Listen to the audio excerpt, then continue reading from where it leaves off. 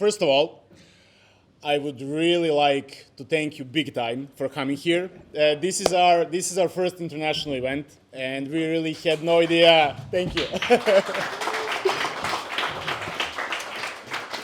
We really had no idea how it was going to go, how many people would show up, but this is amazing, and thank you so much. Before we start, I just want to say one thing. We have 2 talks prepared for you today, and 1 expert panel. The first talk will be more from a business side. The second talk will be more from a technical side, talking about things that we learned from our work, developing products, working with our clients and everything. And the panel will be mostly focused on the future of blockchain, side chains, Internet of blockchain, and everything that connects with it. We imagined everything in kind of a semi-open format. So if at any point during any presentation you want to ask a question, raise a hand or just ask it. We're not formal. Because, yeah, sure, all the companies come to events to do their brand build and generate leads and everything, but we really wanted to use this opportunity to transfer as much knowledge and experience and insights that we gathered over the years, and to give all of you guys something that you can actually use Monday morning. Not something that you heard and like, yeah, okay, that was a great talk, but what do I do with this? We really want to give something actionable, which you can either use in the form we presented or do something else with it, make it fit the way you do things. So please, at any point, ask questions. We're here to discuss things that you're interested in, not to present ourselves as a company. That said, I do have to say a couple of sentences about who we are. Among other things, because there has been some confusion about the name of our company and what we will be doing here today. So, we are MVP Workshop, and we are a blockchain research and development studio based in Belgrade, Serbia. Basically, we mostly do work for our clients, meaning that we are a service-oriented business, but we are currently in a phase where we are basically trying to do the transition into a product-oriented business. So we have several tracks where we are doing some research and exploring regarding the products which we could place on the market. But as of now, we provide the full stack blockchain development services for basically whatever you need. That said, let's get into this. In the original agenda that we posted on the Eventbrite page, we wanted to focus a lot more on the technical side. But after spending a week here on the Berlin Blockchain Week, the Web3 Summit, and the DevCon, we saw something really alarming, which is it's seriously amazing how many brilliant technical minds are here. But for myself, because I'm not an engineer, I'm a business developer, I was really alarmed by how little business side is represented in blockchain in general. And whatever you're building, you could be building the greatest space shuttle the history of mankind has ever seen. If it's in your garage and you can't market it, then it has 0 use. And we would like to dedicate this first talk to the business side of things and to the things we learned from our experiences and how we approach the blockchain product development. So, that said, let's start.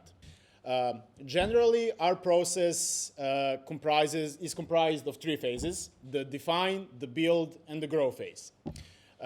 In this first part, we will be focusing on the define phase, meaning that you either have an idea for your product, or you already have an MVP, or you have a proof of concept, but you're still not sure if that will, take roots on the market. Do you maybe need to pivot it? Have you done your due diligence? Have you done your business model? Have you done your user personas and everything else that you actually need to do before focusing on the technical stack for the implementation of your solution? So, basically, there are 2 sides of things when you approach any product development, but in this case, blockchain product development. On one side, there are clearly defined value streams. And when I say there are clearly defined value streams, I mean there should be clearly defined value streams, but they're usually not. And that basically answers the questions why.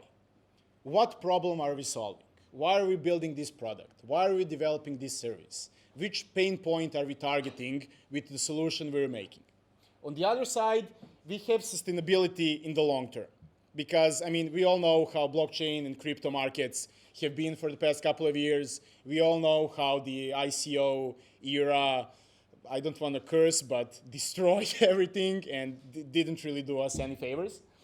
And on the other side, we primarily focus on defining the team and stakeholders. And I'm going to explain to you why we're doing that. So let's focus for now on the right side.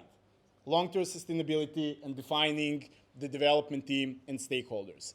And notice that I'm not saying engineering team, I'm saying development team. So that, of course, means engineers, but it also can mean business developers, marketers, economists, whatever you need to develop your product or service. And the thing is, people usually start with why. And as with any technology, the engineers are those who initially drive the change and drive the adoption and drive the growth because they care the most. They love the tech, they see what it can do, but, and don't get me wrong here, but they mostly see what it can do on paper. And on paper, it's amazing, but real world is something else. That's why I'm saying the development team. So first of all, we need to figure out who we need in the team. And you can't answer that in a generalized fashion. I mean, there's no copy-paste mechanism for that. You literally need to approach every case per case basis. There's no generalization. There is only specialization with whatever you meet. So, that said, before I get into this, I would like to say one thing. Basically, all of us have some character traits, some opinions that we really care about. Like they're the core of our personality, whether that is what do you think about politics or what do you think about technology and what blockchain stack is best for implementation of any given solution. And generally, when those beliefs that we have, that are so core, that are in the center of our personality, are challenged, there's this biological mechanism that lights up. And it works in the same way as if your life is threatened. For example, let's say that I'm a huge Star Wars fan. I live for that, my religion is Jedi, and whenever somebody starts trash talking Star Wars, I literally put my guard up and start fighting with that person. That's the same thing as if the tiger was standing right in front of me and I had to fight for my life. So the same way, when our core beliefs are challenged, the same biological reaction floats up and you put up this wall. The thing is, it doesn't really matter what I think when we develop a product, or you, or anybody in this room. The only thing that matters is what brings value to the users, and in the case of blockchain systems, all the stakeholders that are needed for a decentralized system to work properly. And I myself spent many years learning how to ignore that biological mechanism because I'm not threatened. As a business developer, I and we, as an MVP Workshop team, need to be able to detach ourselves from what we believe in, from our egos, everything, completely, and do our best to get in the mind of the person who is developing the product, or at the end of the day, of the target market, the targeted users, the primary users, which we want to place the product to. And this sounds, I actually didn't plan on talking about this, but I had some talks before the event started, and I thought it was smart to actually say this, because it sounds really simple, but it takes a lot of mental capacity to actually be able to do it. And that's the key point. Whenever you're developing any product, doesn't really matter if it's blockchain. Yeah, sure, go. So I've been here the whole week, and that's the first time anybody mentions stakeholders, and that's one of the most important things. Well, that's great to hear that we're doing some things right. And that's why I wanted to mention that. Like, I'm not saying that you should like go and try and do that from tomorrow, but just be aware of it. Be aware of it. Yeah, go. So, first of all, I totally empathize with what you're saying because I find that, yeah, when you work in engineering, there's a lot of really strong opinions, right? And so completely agree with that point. At the same time, right, I think that in a traditional product development environment, probably that makes a lot of sense if you're going to go develop an app, Yeah. right? But you also need to have strong opinions about where the product and where the industry and where everything is going to go, right? So the customers, most of the time, don't know Yeah. where the value is going to come from. It's like the iPhone before the iPhone, right? Exactly. Everyone just wanted a smaller phone, Yeah. right? So how do you balance those two? I mean, you know, there's the vision component and opinion component, and yeah, there's, you know, what you just mentioned. Well, the iPhone is a rather specific example because it's one of the rare examples where Steve Jobs actually managed to show people something that they didn't even know they wanted. I mean, for a large part of products and services in general, like 95 or 98%, they're basically the ones that are successful. They primarily properly map the pain points, the value streams given to the users, and that's why they work. And I'm gonna answer your question in a couple of slides, if that's okay. Nice. So let's now deal with this. On one side, we have blockchain ecosystems, and they are ecosystems. I mean, they're nothing more than that. And right here, there is a double paradox because a majority of blockchain projects focuses on users. But the double paradox comes from the following thing. First of all, they focus too much on the users and do not focus on other stakeholders in the system that are needed for a decentralized system to actually work and to be sustainable in the long term. So, I mean, that's the first problem. So, since the system is not centralized, that means that it needs to be literally architected like an ecosystem that, you know, maintains its own balance.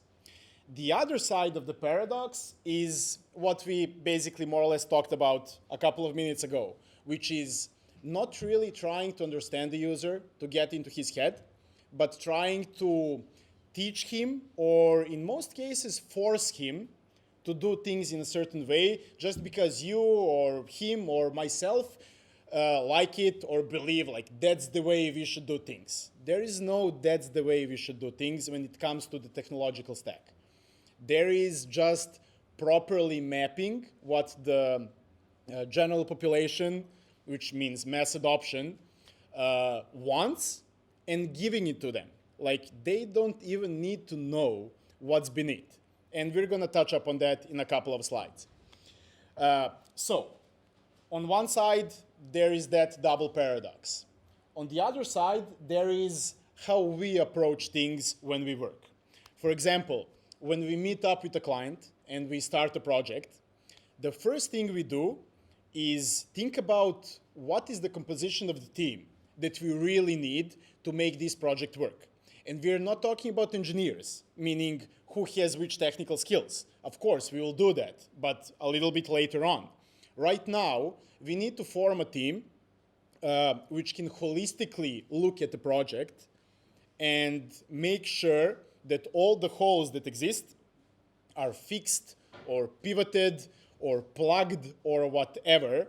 But that could mean business developers, marketers, economists, I mean, FMCG people, I have no idea. I mean, it can be any blockchain project. So the first thing we do is make sure that we have the team with the skill set capable to really make this product airtight. I mean, as airtight as possible and as we are capable. And there are three things that we really focus on. The first one is the skill set, which I just mentioned. The second one is accountability, and the third one is responsibility. Accountability meaning that for each task or for each area of the project, there needs to be one person that is accountable for the results that will come out at the end. It doesn't matter if that person is going to do the work, if his team is going to do the work, if he's going to outsource it to whomever, doesn't really matter. At the end of the day, he's accountable for the end result. And a lot of technical teams skip this. And they're like, yeah, we're just going to make it happen. Well, sometimes you are going to make it happen, but you're throwing the dice. You are taking the risk this high.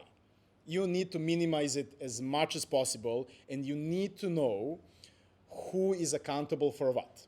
The responsibility part is a little bit lower on the scale, meaning if I'm accountable for something, I'm organizing the team or delegating duties or whatever, and those people will be responsible for doing the specific tasks that we're talking about. Doesn't matter if that's a business plan, market strategy, defining user personas and user stories, actually developing the technological stack, whatever. But that's the responsibility part. And these are the three things that we really focus on in this phase. And we think that it's really useful generally for blockchain product development teams, regardless if they're studios like us working with their clients or they're making their own products, to approach this in a structured way. And the reason why we're doing this on such a high level is because we don't want to try and force some kind of framework or some kind of process structure on you today. We want to show you the logical framework which we are using. And by using this logical framework, you can make it your own in whichever way you want. But you need to take care of some things. In our case, these are the three things. You can call them differently, you can structure them differently, but at the end of the day, you need to figure out that before thinking about, okay, which blockchain are we going to use, or are we going to do side chains or mainnet or whatever. Yeah. What's the difference between accountability and responsibility? Well, accountability doesn't necessarily mean I'm hands-on on a task. I'm just accountable to make sure, whichever way possible, that what we need to do is done. Doesn't matter if I'm doing it, if you're doing it, if I have a team who does it, that's it. The responsibility is focused on a single task. I need to build, this thing, and I'm responsible for building this thing. But the person above that is accountable for the end result. I mean, I know it's kind of it's not really that easy to differentiate, but there is a clear difference between those two terms. Yep? So basically, the one that has accountability has ownership over the outcome, no matter how good or bad. Yes. Whatever the outcome is, it's on him at the end of the day, because he made decisions or he consulted and decided to make some decisions to do it this way or that way. I mean, you can kind of draw a parallel. I mean, a really light parallel, but there is a parallel between this and, for example, the Scrum method in the project development teams, because the top management says, we want this, and it's on the team to decide how they do it. But at the end of the day, the top management is accountable for the end result. I mean, if the thing works, then the responsibility part from the team is done. The thing works. But if the desired outcome is not what the top management wanted, well, that's their fault, because they made clear guidelines and wanted deliverables which they want. And the development team did that, and they chose themselves how they're going to do it. But if that doesn't work on the market, that's on the guys who are accountable, not on those who are responsible. One of the things that was listed on our agenda was who is our biggest competition when it comes to blockchain product development. And most definitely, our biggest competition are the user adoption barriers and user habits. I mean, sure, every product on the market competes with every other product in that niche. Doesn't matter if it's centralized or decentralized. But I'm going to leave that part of the discussion out for now because it's not really important. The product that offers more value to the end user or offers better service or whatever will eventually rule the market. But the biggest competition is the user adoption because on average, we are not really trying to understand our users. We are trying to force on them how to do things because we like them. And I'm actually, I mean, we as a team are actually a little bit amazed how that is happening. I mean, we would really like to see the people in the blockchain industry, the blockchain sphere, learn from other mistakes. We had so many industries do the same thing over and over. For example, I was talking with my colleague yesterday. We're talking like some, business development stories and stuff like that. And there's this story about IKEA going to Japan in like Milan. What was it like? 19 like what? I'm not sure. Doesn't really matter. To enter the Yeah. IKEA decided to go to Japan, and they just like entered Japan, the Japanese market, and they went there with their standard like portfolio, and nobody thought to ask, how does a Japanese apartment look like? Does our table actually fit there? Does our chair actually fit there? Do Japanese people want to make their own furniture? Nobody asked that. They spent like a couple of years there, then they pulled back, and then they came back with the specific portfolio of products for Japan. And something similar is happening in blockchain right now. Yeah, go. So do you think a lot of your customers are looking to design their product in a disruptive way, or do you think the engineers are taking their vision and designing them in a disruptive way? I would say that it's the second thing. Engineers are taking their vision and designing it in a disruptive way. But the thing is, engineers are, I mean, and I get it. I've been, besides doing the management school, I also did the electrotechnical school, so I get the engineer part. They're so amazed, and me myself, I'm so amazed by what technology can achieve. But they're trying to force that amazing feeling like, look at what this can do. But they don't care. It's like, I don't know what talk it was. Was it Web3 or DAPCon? But somebody said, for example, if you offer decentralized competition, for example, to Uber, if it's not faster, cheaper, or better in some way, nobody will care. Doesn't matter if it provides better security or anonymity or whatever, nobody will use it because the average user on the market, regardless of the product or service, is lazy, generally uneducated in the things we are talking about here today, and he just wants to live his life the easiest and cheapest way possible. And that's it. So a follow-up to that, do you think we're designing things in an incorrect way, or do you think that we're not describing them well on the business development side? So I'm more on the business end, and I feel like the way that needs to be blockchain product should be described is more so the benefits that it provides rather than all these flashy features. Because if you're an average user, you're just going to want to know how it's going to impact your services and how it's going to benefit you. Exactly. But maybe the benefits for you are not the benefits for the user. No, That's the issue. Exactly. Yeah, you're right. I mean, I think it depends on a user-to-user basis. If you're going for a more technical audience, I think you need to dive deeper into the issue. If you're going for a business person who has no technical understanding, I think that you just need to show them the value it provides, or they're going to get lost in the conversation. But in the end, you have an end user, right? It's not Yeah. about the team, but like the end user. It's like if some people want to do blockchain to send emails. Like I'm an end user. Why do I need to use blockchain to send an email? Gmail is working fine. So I can pitch to a business guy the value of it. The end user don't care about that basically. And that's where you need to rely basically to like define like do I need blockchain? Do I need all these fancy features? Exactly. To answer your question, I think that we're missing a couple of important steps that come before focusing on the technological stack. And that's it. I don't think we're doing things wrong. I just think we're skipping some steps and taking shortcuts that are really hurting us in the long run. One question. Yep. But isn't Isn't it always the case, regardless of being blockchain or not blockchain? It is. I think that's something that we didn't discover with blockchain. Yeah, that's true. That's true. That's something that we've seen In so all, many everything. times. Yeah, everything. But that's Doing the bridges, for instance. yeah. But that's what I'm saying. Like we should be Okay. better.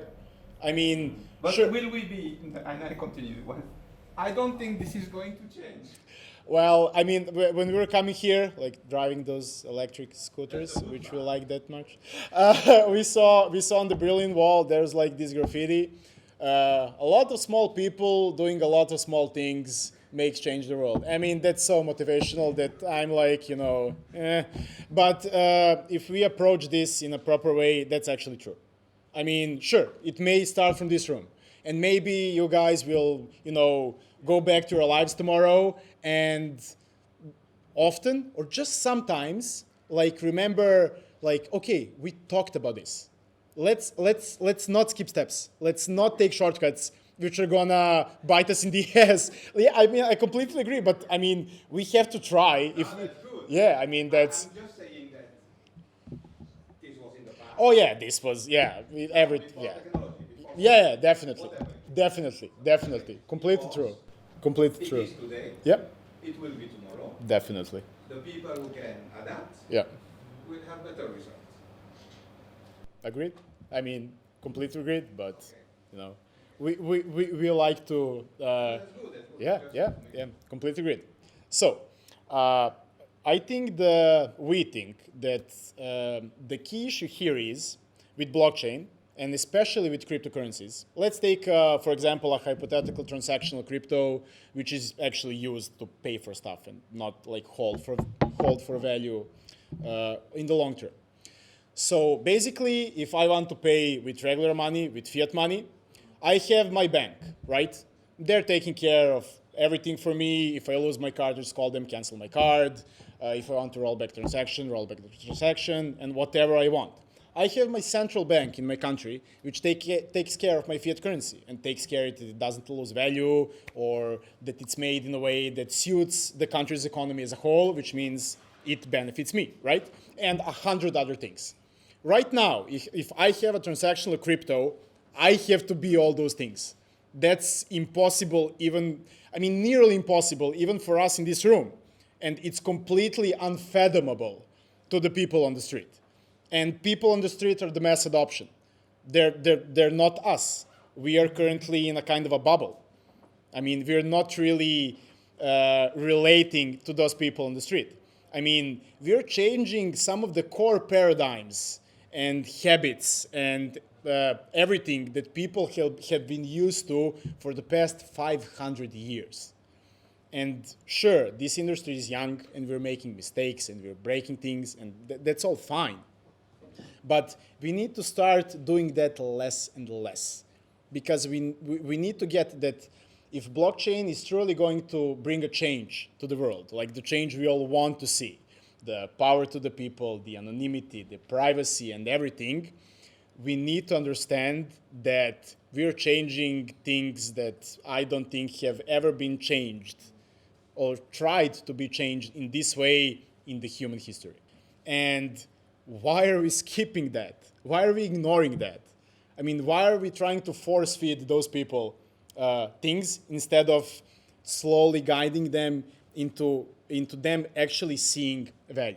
And to translate this into something actionable that we can actually use Monday morning, because we promised that we're going to talk about concrete stuff today, we see these three things as a pretty good starting point towards overcoming those barriers. They're not targeting the core paradigms of humanity directly, but they are the first step towards people actually starting to get used to blockchain products and services in general.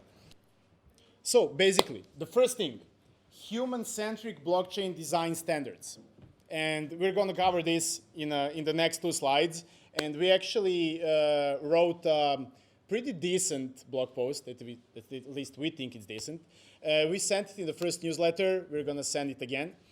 Basically, our design team, the UI UX design team, worked on a really rather short blog post that covers some of the core principles of UI and UX design in blockchain and how we think things should be done. The second thing is making documentation humanly understandable. I'm not talking about humanly readable, humanly understandable. And this is definitely not the issue with only the blockchain, it's the issue with most of the digital services, if not all of them. Yeah, sure. By human, you mean like us human or normal person?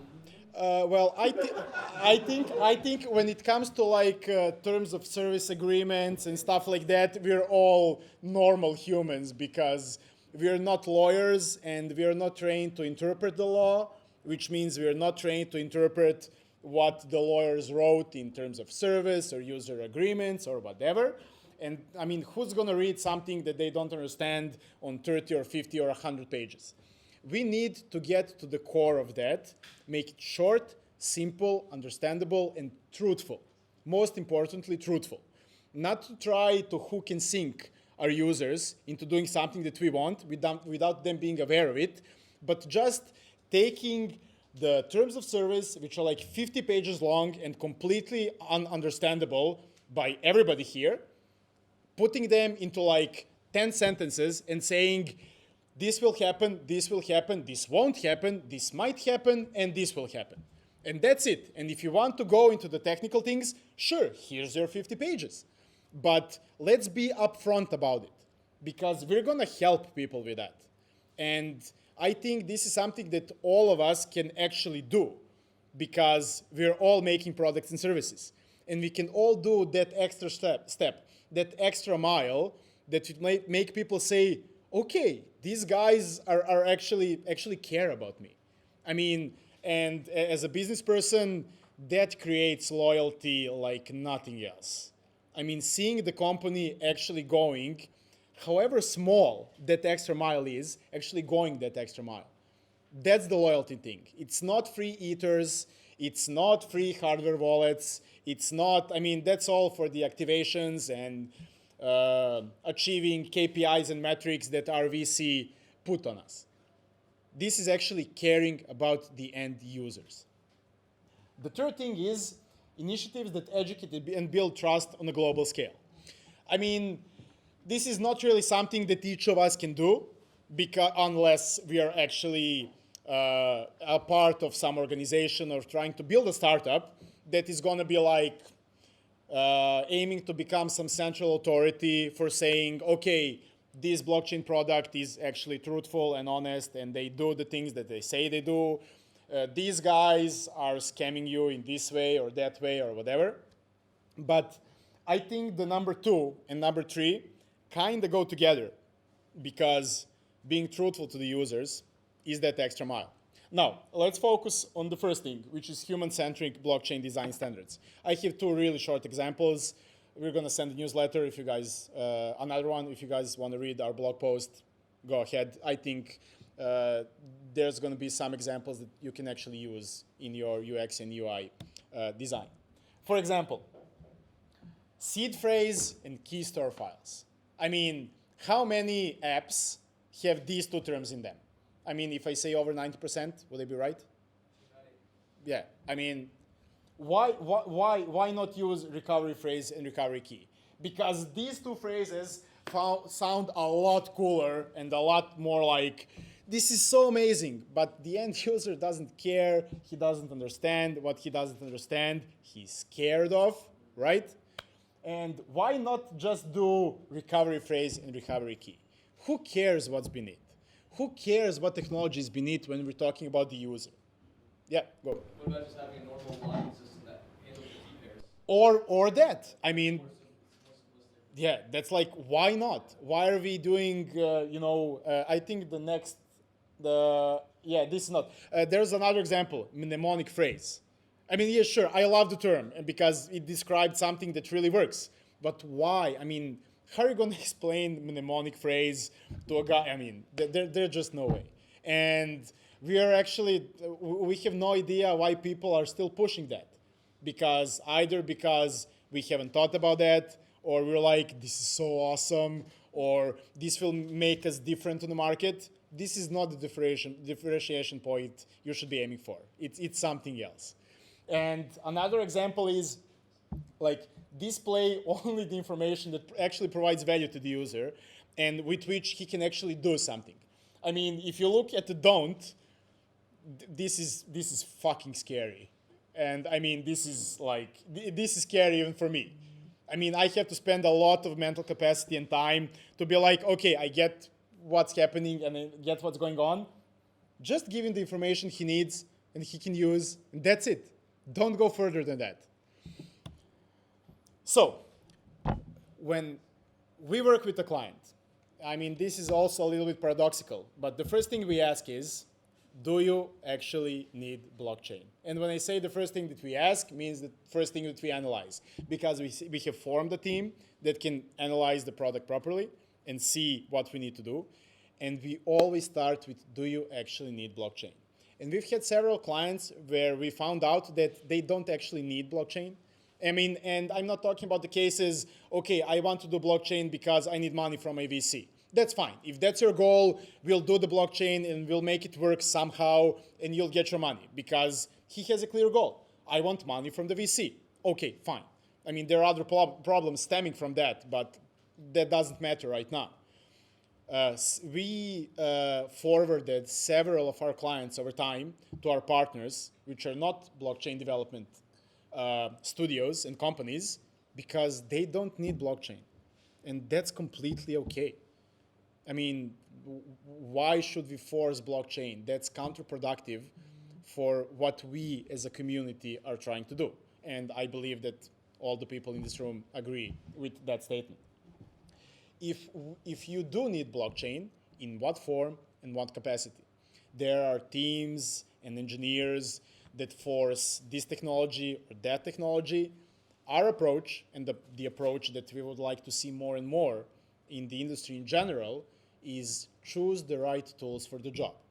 If we don't have the skill set, if we don't have enough experience, we'll hire people. We'll outsource it to someone and then we'll manage that team. We'll spend 6 months or a month or 3 days, 27 hours a day learning that. But don't force a tool just because you know it. I mean, just choose the right tools for the job and that's it. And the best way to overcome the aforementioned barriers with the user adoption and the user habits is this, not forcing anything. And this is the whole point, making products that actually work for real people in the real world. Not on paper, not in our heads. Yeah, go. Is it maybe possible that you mention a client so that I can have a better impression?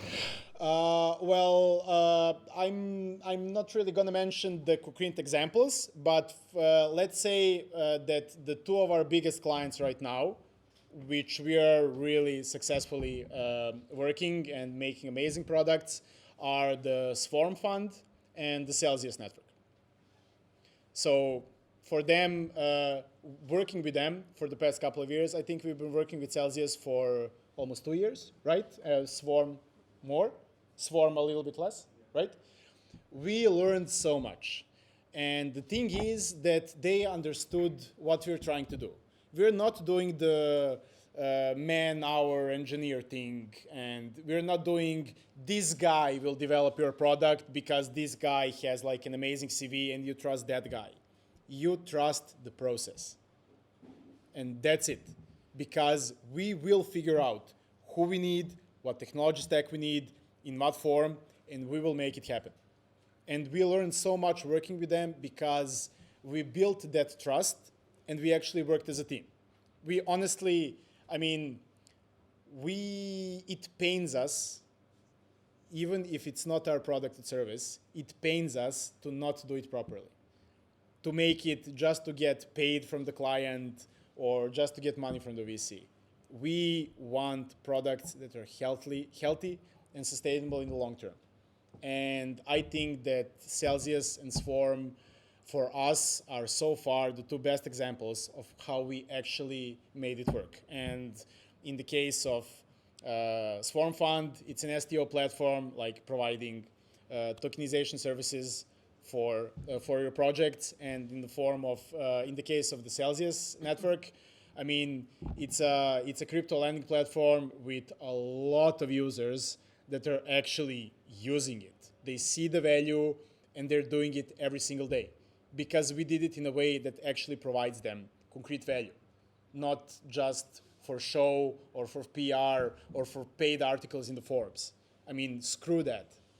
Let's actually focus on the user. Now, let's go back to the clearly defining the value streams and answering why exactly are we doing this.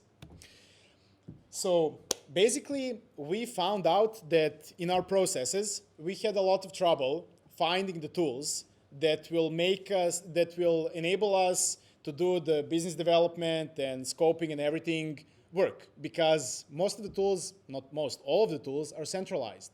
Like take the business model canvas, which I guess we all know of. It's completely centralized. It doesn't work. I mean, what framework am I going to use for evaluating the business model of a decentralized project? I have nothing. And that's why basically we decided to develop it. Okay, let's do it for ourselves. Let's make a tool that we can use and that can cover those couple of business development steps before getting to the technical implementation that we're skipping and that we need. And we basically made the decentralized business model canvas. And it basically enables us to work fast and adapt even faster and answer the key questions properly. And we're basically making sure that the alignment between project goals and what is achievable in the real world is always at the forefront of our product development process. I mean, making products that work with real people in the real world, and that's it. And this is basically how the decentralized business model canvas looks like. Sure, take pictures, but I'm still gonna send you an email to all of you, so you know.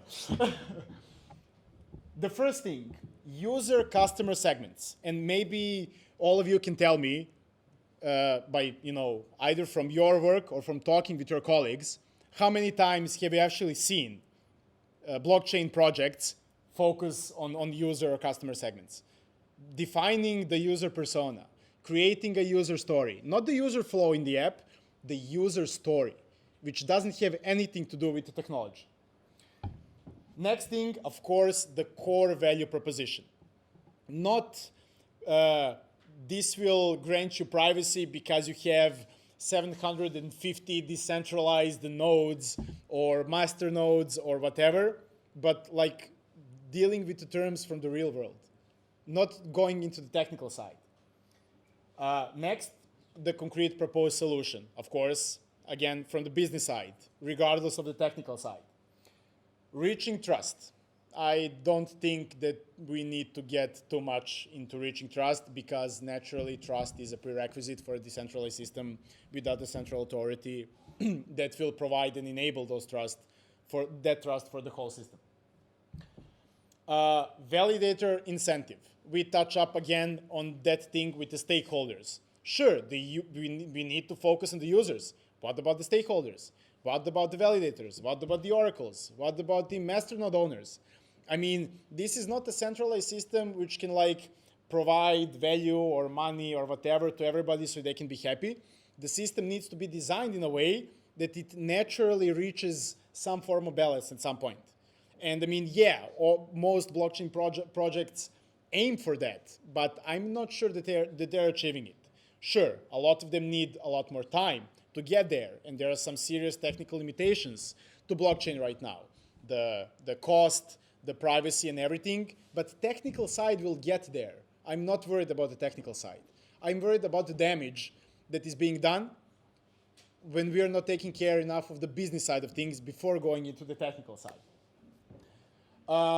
Cost structure, naturally, does need to be explained further. The network governance model, the interaction channels, meaning the touch points with the community, actually having proper customer care, actually gathering customer feedback and implementing it. Not like guessing in the dark what our users want, actually knowing what our users want, whatever that means. And last but not least, naturally, revenue streams. So we will send this to you, and please use it as much as you like and however you like, because we didn't make this to like keep it for ourselves and be like, yeah, we have this and nobody else does. Use it. We really think, yeah, go. Whenever I see like these business model canvases, it would be really helpful if you have like for each section an example of what to put there and what not to put there. Actually, we're working on a series, 2 or 3 blog posts, which explain in detail, on a practical example, how to use the business model canvas. I think we actually published the first part a couple of weeks ago. We'll be publishing the second part next week or like in 10 days.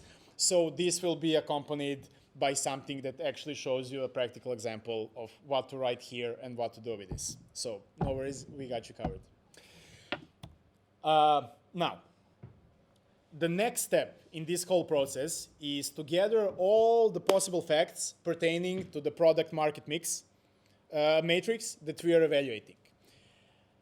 The extremely important thing and the mistake that is happening so often is that people are looking at the facts and they're doing 2 things. The first thing is they think that those facts are pieces of the puzzle for their solution and that they just need to fit it together and magically they will have the solution in front of themselves. Those facts are just facts. They're there to inform your decision making, not to do the decision making for you. The second thing that people are doing wrong, in our opinion, is they are replacing correlations with causalities. Correlation is 2 things are kind of connected. Maybe they are, maybe they aren't. We're not really sure, but we can't draw any actionable conclusion for that. Causality is this happened because this happened. And we need to aim for causalities and not think of correlations as causalities. Don't assume, do research, test, in whatever way, the experiment canvas, the A/B testing, whatever you want, but make sure that you identified causalities and not correlations. Correlations have 0 value. Causalities are what you're going for because they are informing your decision making. In this way, when you form your solution, it still has nothing to do with the technical implementation path. Blockchain is just a facilitator of your solution. It's not the solution itself. Yeah, go. I'm very sorry. Yeah, sure, go. Why are causalities not important and correlations more important? No, the other way around. Correlation says when this thing is happening, something is happening with this thing, but I'm not sure. I don't know. Yeah, it's literally a guess.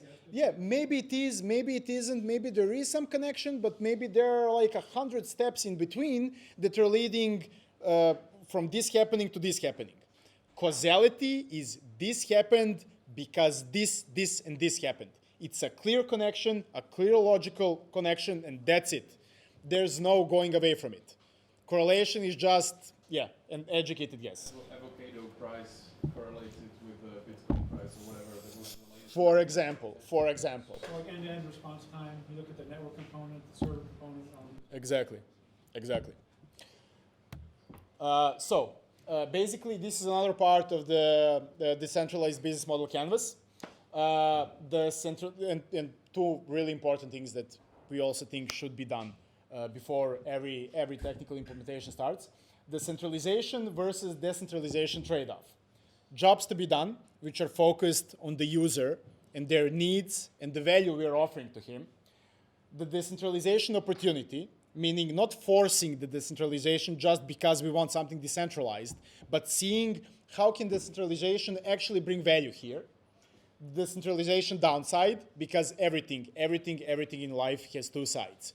There's always a good side and a bad side, and there's no case in history of everything where something didn't have a bad side.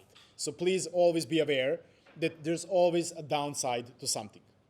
So, Yep. in your work, when you have decentralization downsides, do you compensate that and offset that with some type of centralization, or do you just identify it as a downside? Depends on the case, because For example, if the value brought by the decentralization opportunity is so much bigger than the downside, then it's fine. Because we're going to remedy the downside in this or that way, or we're just going to say, okay, we're okay with taking this hit because we're getting so much more, and we're aiming for this. But you need to be aware of the decentralization downside, because that's one of the key places where the risks are. And I think I never heard a blockchain project presentation or talk or whatever where they talked about the risks from the business side. There are security risks from technical side and everything, but where are the real world risks? I mean, they're non-existent. The current intermediary, meaning who in the centralized world is currently doing that, and how we're gonna replace him, meaning he's more or less our primary competition. And of course, stemming from that, the centralized competitors.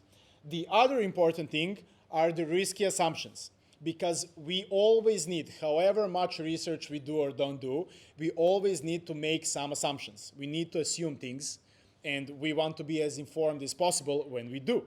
But that's why we need to take care of the risky assumptions.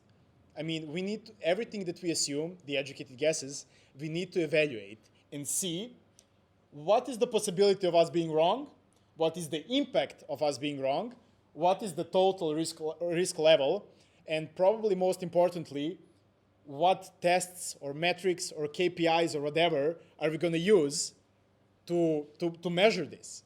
Because if you're not measuring it, then what are we doing? We're just guessing in the dark, and that's it. I mean, come on, let's actually do this in a structured way. In a structured way that engineers write code and architect systems. Let's also take care of the measurement part and the risk part, because they're going to bring the project down. I mean, users can understand a lot better if some technical thing didn't work, if we show them that we care so much and that we want to fix them and that we are aware that we made a mistake, because all of us make mistakes. But this is the thing where the things break apart. This is that step. And again, this will all be covered in our blog post, sent to everybody, no worries. Now, user personas. Something really simple, something that all of us have had contact with at one point or the other in our business lives or personal lives or whatever. But why aren't we making user personas? Do we think that we don't need them, or that we can take a shortcut, or that we can show the people on the street that they're stupid and we're smart and we're going to show them how to live their lives and use the services and use the products? I mean, where are the user personas? And please correct me if I'm wrong, but our opinion, not our opinion, our observation is that this is a step skipped in like 98% of cases. Like, yeah, we're targeting people who don't want to borrow money from a bank, but that want to borrow money from another person, like peer-to-peer lending. Yeah, sure, but what's behind that? Why do I want to borrow money from another person? Am I not trusting the bank? Am I trusting my friend more? Do I want power to the people? Do I want to pay less fees? And 100 other reasons. And engineering teams usually stop at people want peer-to-peer lending. Why do people want peer-to-peer lending?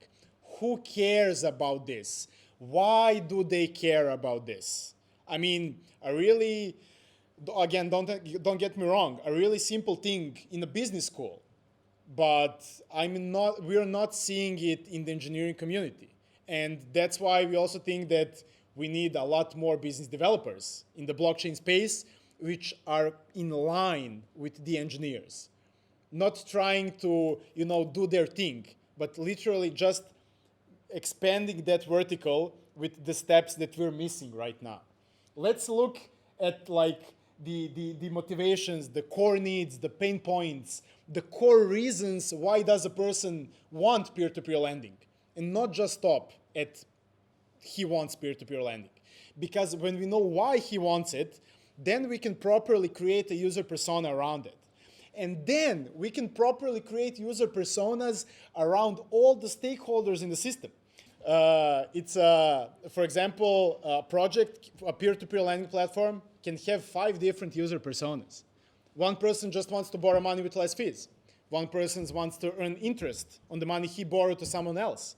One person wants to hodl their cryptos and like wait for them to raise value. Those are 3 user personas already in 30 seconds. And do projects define them like that? Not really.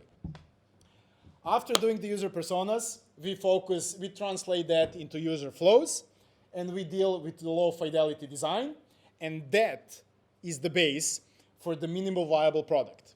The minimum viable product meaning not the name of our company, but actually the minimum viable product. And this is only a small part of a holistic picture that we're using to develop blockchain products. But after, and this is how it looks like more or less on a graph. Also, we'll be sending the presentation to all of you. But after all of this, now your engineering team takes the spotlight. And now you talk about the technological stack and what solutions you're going to use. All of this before was the business development part. And usually it goes bottom up. You see what the technology can do, and then you translate that to the business side, and you fuck everything up. Start from top to bottom. Do the things you need to do before going into the technology, because this is a synergetic effect. Yeah, can I have a question for Stefan? How do you approach the actual user research? How do you get data about like, you know, the user personas and stuff like that? Do you have any like tips for that? Well, it's really hard to answer that in a generalized fashion, especially because when you ask, I mean, when you try to do the research with users regarding some blockchain products or services, I mean, they don't even know what they want, and that's kind of a big part of the problem, right? So I would say that the first step that we're basically taking, I mean, with our clients, we never had the opportunity to actually do proper market research for their products. We're currently doing it for ours. For example, we're exploring several tracks, and we actually, you know, either dedicated people from our team or hired people to do proper research, to talk to people, to the users or the companies or whatever. I mean, depends on the project we're doing, who are actually our users in the end. But I would say that the first step is take it as a traditional market research, because you need to map the pain points and the needs without taking into blockchain as a factor. Just do regular traditional market research. I mean, there's so many ways and approaches to do that, and I mean, we don't have to get into this too much, right? But do it traditionally, because that's the whole point. You do that first, and then later we see which technological stack fits best to facilitate that solution. I mean, I wouldn't go, sure, over the years and in time, I mean, we have limited resources, so we can do all the things at the same time. But we will definitely be getting to that at some point, like doing some tool or approach or framework, like we did with the Centralized canvas and like we did with the heuristics for the UX UI design. But for right now, I would say do it the traditional way. I mean, if that means hiring an agency, if that means, sending a guy or a girl or a team to conference and just talking to people without one important thing, without leading them on. Don't lead on the answers. Just, I mean, in most cases, you probably won't like the answers you get, but you're not doing yourself a favor if you're leading them on and giving them the answer. Think of it as a kind of a coaching method. I mean, coaching method done properly. It's like you're not trying to tell the person what he should do. You're asking neutral questions and basically giving the person the tool to figure out what he wants himself. So just, if I had to point out one crucial thing, don't lead people on to get the answers you would like to hear. Just hear what the answers are. If they don't suit you, then, well, I mean, either pivot your product or do whatever, but you're not gonna get the long-term sustainability and scalability and growth if you make a nice presentation for the financial market or for your valuation or whatever. I mean, yeah, those things are important because we live in capitalism and everything else. But I would say it for now, do it the traditional way. Do it like you would do it for any other product, which is not blockchain. Okay, thank you very much. I mean, to bounce on that, but not for now. I mean, in the end, what you want is to solve a user issue. So Yeah. every day, what you want is to understand like what problem do you solve for people. So Definitely, but I'm saying like, I'm guessing like in 10 years or 20 years or 50 years, when blockchain adoption gets some traction, like gets some, actually gets to the masses in a lot bigger percentage than it is right now, we'll probably be able to take shortcuts which won't hurt us. You would be able to ask the person, like, I mean, this is a completely plastic example, and please, engineers, forgive me for this. Like, do you want a mnemonic phrase with 12 words or 8 words, whatever? I mean, yeah, I know what I said is wrong for many reasons, but you get what I'm trying to say. Right now, you have to ask him, like, in this example, like, what's the most complex thing that you would be comfortable with remembering to make something safe? And he can say 3 bananas, which is not a mnemonic phrase, but that's his answer. But maybe in 20 years, you could be asking him, how can we improve the mnemonic phrase? That's what I'm saying. The core principle won't change, but you would be able to get a little bit deeper with the questions, a little bit more concrete, without hurting the neutrality of the question and getting better data points, which you can analyze later. Right now, you will probably get something that is all over the place, and you probably won't have enough critical mass to actually say, this is definitely the path to go with. You would get like 7 paths, and the 7th will be the 2% better than the 6th, and 10% better than the 5th, and so on.